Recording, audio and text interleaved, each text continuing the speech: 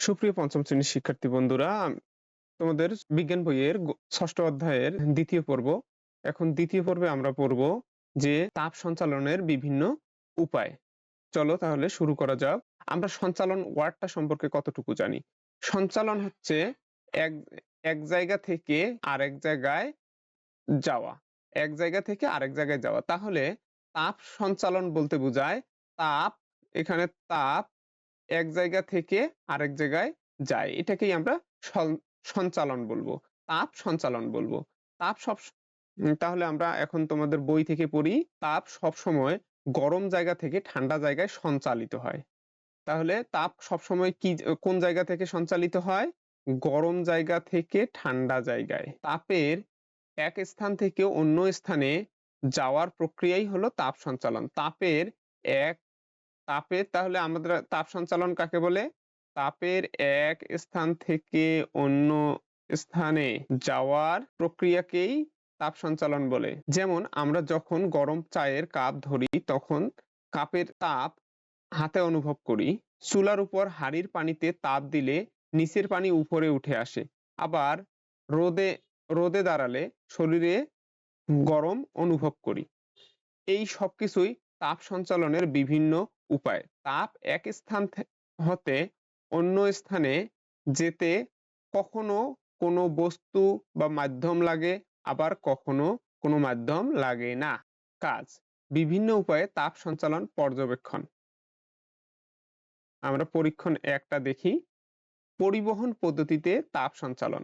তাহলে তাপ সঞ্চালনের একটা পদ্ধতি হচ্ছে পরিবহন পদ্ধতি। পরিবহন পদ্ধতিতে তাপ সঞ্চালিত হয়। তাহলে যা করতে হবে, একটি ধাতব চামচ নেই, একটি কাপ নেই, গরম পানি, কিছু মোম বা ছোট মোমবাতির টুকরা, ছোট মোমবাতির টুকরাও নিলেও হয়ে যাবে। যা করতে হবে, ধাতব চামচের এক প্রান্তে মোমের ছোট একটি টুকরা লাগাই। আচ্ছা, চামচটির অন্য প্রান্ত গরম পানির মধ্যে ডুবিয়ে রাখি। কিছুক্ষণ পর মোমের অবস্থা পর্যবেক্ষণ করি। পর্যবেক্ষণের আলোকে নিচের ছকটি পূরণ করি। অবশ্যই তোমরা এই পরীক্ষাটি তোমার শিক্ষকের সহায়তা নিয়ে করবে, একা একা করতে যাবে না, তাহলে হাত পুড়ে যেতে পারে। এখন ধাতব চামচের প্রান্তে লাগানো মোমটি গলে গিয়েছে না স্বাভাবিক আছে? যদি গলে গিয়ে থাকে তাহলে কেন এমন হলো? দলে আলোচনা করে মতামত লিখি। তোমরা এখানে তোমাদের মতামতটুকু লিখে কমেন্টে জানাবা। এই তোমার এই জায়গায় একটা মতামত, দুইটা মতামত জানিয়ে তুমি কমেন্টে জানাবা। এখন সারসংক্ষেপটুকু পড়ি। কঠিন পদার্থের মধ্য দিয়ে তাপের সঞ্চালন হলো পরিবহন। তাহলে আমরা পরিবহন পদ্ধতিতে কোথায় তাপ সঞ্চালিত হয়? কঠিন পদার্থের মধ্য দিয়ে তাপের সঞ্চালন হলো পরিবহন।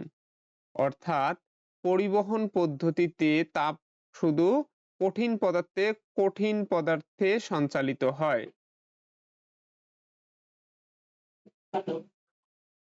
কঠিন পদার্থে পরিবহন পদ্ধতিতে তাপ সঞ্চালিত হয়। এ তাপ গরম পানি থেকে ধাতব চামচের মাধ্যমে সঞ্চালিত হয়ে মোমকে গলিয়েছে। তাহলে এই তাপ গরম পানি থেকে ধাতব চামচের চামচের মধ্য দিয়ে সঞ্চালিত হয়ে মোমকে গলিয়েছে। তাপ সঞ্চালনের পরিবহন পদ্ধতি সম্পর্কে আরো কিছু জানি। চলো পরিবহন পদ্ধতিটা সম্পর্কে জানবো আমরা। কি পরিবহন পদ্ধতি? পরিবহন হচ্ছে কঠিন পদার্থের মধ্য দিয়ে তাপ সঞ্চালিত হয় হয় পরিবহন পদ্ধতিতে। তাহলে আমরা কি জানলাম? কঠিন পদার্থের মধ্য দিয়ে তাপ সঞ্চালিত হয় পরিবহন পদ্ধতিতে। গরম পানিতে ধাতব চামচ রাখার বিষয়টি নিয়ে ভাবি। আচ্ছা, এই যে গরম পানিতে ধাতব চামচটা যে রাখলাম সেটা নিয়ে একটু ভাবলাম। খুব তাড়াতাড়ি চামচের হাতল গরম হয়ে ওঠে। এক্ষেত্রে গরম পানি থেকে তাপ সঞ্চালিত হয়ে চামচের গরম অংশ থেকে ঠান্ডা অংশে সঞ্চালিত হয়। চামচ তাপের পরিবাহী পরিবাহী হিসেবে কাজ করে। পরিবহন পদ্ধতিতে পদার্থের অণুগুলো তাদের নিজস্ব স্থান পরিবর্তন করে না। তাহলে আমরা এখানে আরেকটা জিনিস জানলাম, পরিবহন পদ্ধতিতে পদার্থের অণুগুলো তাদের নিজস্ব স্থান পরিবর্তন করে না। পদার্থের অণুগুলো স্পন্দনের মাধ্যমে এক অণু তার পার্শ্ববর্তী অণুকে তাপ প্রদান করে। তাহলে কিসের মাধ্যমে? পদার্থের, আমরা এখানে এই জিনিসটা খুব গুরুত্বপূর্ণ, পদার্থের অণুগুলো স্পন্দনের মাধ্যমে এক অণু তার পার্শ্ববর্তী অণুতে তাপ প্রদান করে। এর ফলে পদার্থের উষ্ণতর অংশ থেকে শীতলতর অংশে তাপ সঞ্চালিত হয়। আচ্ছা, এখন আমরা তাহলে পরিবহন পদ্ধতিটা জানলাম। পরিবহন পদ্ধতি কঠিন পদার্থের মধ্য দিয়ে তাপ সঞ্চালিত হয়। এখানে পদার্থের অণুগুলো তাদের নিজস্ব স্থান পরিবর্তন করে না। পদার্থের অণুগুলো স্পন্দনের মাধ্যমে অর্থাৎ কম্পনের মাধ্যমে এক অণু তার পার্শ্ববর্তী অণুকে তাপ প্রদান করে। এর ফলে পদার্থের উষ্ণতর অংশ থেকে শীতলতর অংশে তাপ সঞ্চালিত হয়। এখন আমরা জানবো পরিচলন পদ্ধতিতে তাপ সঞ্চালন। এর জন্য আমরা একটা পরীক্ষা করব যা প্রয়োজন। একটি স্বচ্ছ বড় বিকার নিলাম। বিকার মানে পাত্র। পানি নিলাম আর দানাদার রং নিলাম। মোমবাতি বা বার্নার নিলাম। মোমবাতি বা বার্নার মানে যেটি দিয়ে আমরা তাপ দিব, যেটি দিয়ে আমরা এটাকে তাপ দিব। যা করতে হবে, বিকারটিকে ঠান্ডা পানি ঢালি। বিকারটিতে আমরা ঠান্ডা পানি ঢাললাম। বিকারের মধ্যে পানিতে দানাদার রং রাখি। বিকারের মধ্যে পানিতে কি রাখলাম? দানাদার রং রাখি, যাতে রং পানির তলায় জমা হয়। বিকারটিতে সাবধানে মোমবাতি বা বার্নারের উপর রেখে তাপ দেই। বিকারের রঙিন পানির গতিবিধি লক্ষ্য করি। পর্যবেক্ষণের আলোকে নিচের ছকটি পূরণ করি। বিকারের উপরের দিকের পানির রং দেখা যাচ্ছে কি? যদি দেখা যায়, কেন এমন হলো তা দলে আলোচনা করে মত দেই। এখানে তোমরা মতামত লিখবা। তরল মাধ্যমে তাপ পরিচলন পদ্ধতিতে সঞ্চালিত হয়। তাহলে আমরা এখন জানলাম তরল মাধ্যমে তাপ পরিচলন পদ্ধতিতে সঞ্চালিত হয়। এই পরিচলন পদ্ধতি তরল পদার্থের ক্ষেত্রে প্রযোজ্য। তাপ নিচের দিকে থেকে পানির মাধ্যমে জারের সর্বত্র সঞ্চালিত হয়েছে। তাপ বিকারের নিচ থেকে পানির মাধ্যমে জারের সর্বত্র সঞ্চালিত হয়েছে। তাপ সঞ্চালনের পরিচলন পদ্ধতি সম্পর্কে আরো কিছু জানি। চলো। পরিচলন তরল এবং বায়বীয় পদার্থের মধ্য দিয়ে তাপ পরিচলন পদ্ধতিতে সঞ্চালিত হয়। তাপ কোন কোন মাধ্যম? তরল এবং বায়বীয় পদার্থ। বায়বীয় অর্থাৎ গ্যাসীয় পদার্থের মধ্য দিয়ে তাপ পরিচলন পদ্ধতিতে সঞ্চালিত হয়। আমরা যখন একটি পাত্রে পানি গরম করি তখন নিচ থেকে পানি উপরের দিকে উঠে আসে। পাত্রের উপরের দিকের শীতল পানি নিচে নেমে আসে। ফলে পানির একটি বৃত্তাকার গতিপথ সৃষ্টি হয়। এভাবে তাপ পানির সর্বত্র ছড়িয়ে পড়ে। পরিচলন পদ্ধতিতে তাপ কোনো পদার্থের অণুগুলোর চলাচলের দ্বারা উষ্ণতর অংশ থেকে শীতলতর অংশে সঞ্চালিত হয়। পরিচলন পদ্ধতিতে তাপ কোনো পদার্থের অণুগুলোর চলাচলের দ্বারা উষ্ণতর অংশ থেকে শীতলতর অংশে সঞ্চালিত হয়।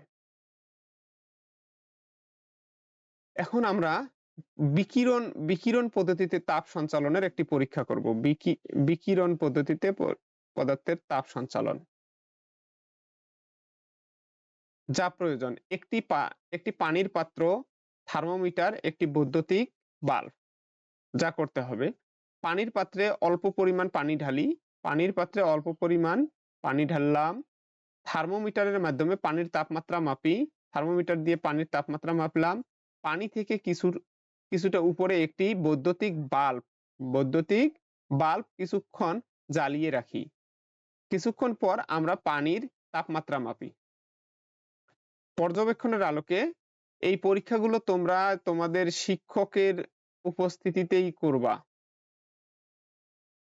নিজে নিজে করতে গেলে দুর্ঘটনা ঘটার সম্ভাবনা থেকে যায়।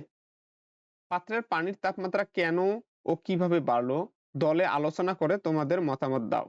উৎস হতে কোনো মাধ্যম ছাড়া তাপ সঞ্চালন পদ্ধতি হলো বিকিরণ। এই যে পরীক্ষণ 3-এ বাল্ব হতে তাপ কোন মাধ্যমে ছাড়াই পানিতে সঞ্চালিত হয়েছে। তাপ সঞ্চালনের বিকিরণ পদ্ধতি সম্পর্কে আরো কিছু জানি।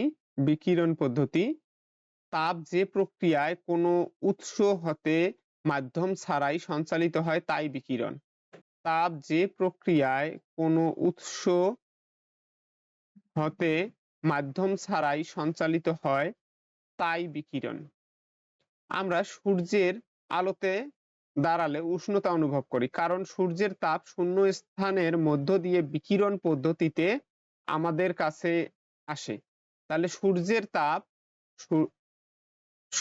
তাপ শূন্য স্থানের মধ্য দিয়ে বিকিরণ পদ্ধতিতে আমাদের কাছে আসে। বিভিন্ন ঘটনা ও কাজে তাপ সঞ্চালন: আমরা প্রতিদিনের জীবনে এমন অনেক কাজ করি যেখানে তাপ ব্যবহার হয়। কেউ যখন চুলায় রান্না করে, কাপড় ইস্ত্রি করেন, বা রোদে ধান শুকানো হয়, সবখানেই তাপের ব্যবহার করা হয়। ভেজা কাপড় গরম হয়ে শুকিয়ে যায়, আবার শীতের সকালে আগুন পোহাতে গিয়ে আমরা গরম অনুভব করি।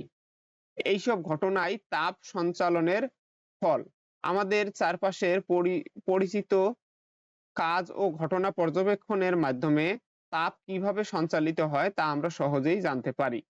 বিভিন্ন কাজ ও ঘটনা কিভাবে তাপ সঞ্চালিত হয়। এই যে দেখো, সূর্য থেকে বিকিরণ পদ্ধতিতে তাপ এসে এখানে জামা কাপড়ে লাগতেছে, জামা কাপড় এখানে শুকায়ে যাচ্ছে, এখানে ইস্ত্রি দিয়ে কাপড় ইস্ত্রি করা হচ্ছে। শীতের সকালে দেখো এখানে আগুন পোহানো হচ্ছে, তাপ দিয়ে ভাত রান্না করা হচ্ছে, এখানে গ্যাসের চুলায় তাপ দিয়ে পানি ফুটানো হচ্ছে। সূর্যের তাপে এখানে ধান শুকায়। যা যা করতে হবে, উপরের ছবিগুলো ভালো করে পর্যবেক্ষণ করি। ছবিগুলোতে কি উপায়ে তাপ সঞ্চালন হচ্ছে ও এর পেছনের কারণগুলো নিয়ে চিন্তা করি। এখন তাপ সঞ্চালন পদ্ধতি 1 নম্বর চিত্রটা দেখো। 1, 2, 3, 4, 5, 6 এই চিত্রগুলো দেখে দেখে তোমরা তাপ সঞ্চালনের পদ্ধতি, কোন চিত্রে কোন পদ্ধতিতে তাপ সঞ্চালন হচ্ছে এগুলো তোমরা এখানে লিখবা। আমাদের পরিচিত পরিবেশে বিভিন্ন ঘটনায় ও কাজে পরিবহন, পরিচলন ও বিকিরণ এই 3টি পদ্ধতির কোনো না কোনো একটি পদ্ধতিতে তাপের সঞ্চালন ঘটে। তাহলে আজ এ পর্যন্তই। পরবর্তীতে আমরা আলোর সঞ্চালন নিয়ে আলোচনা করব। এই যে আলোর সঞ্চালন নিয়ে পরবর্তী ক্লাসে আলোচনা করব। ধন্যবাদ।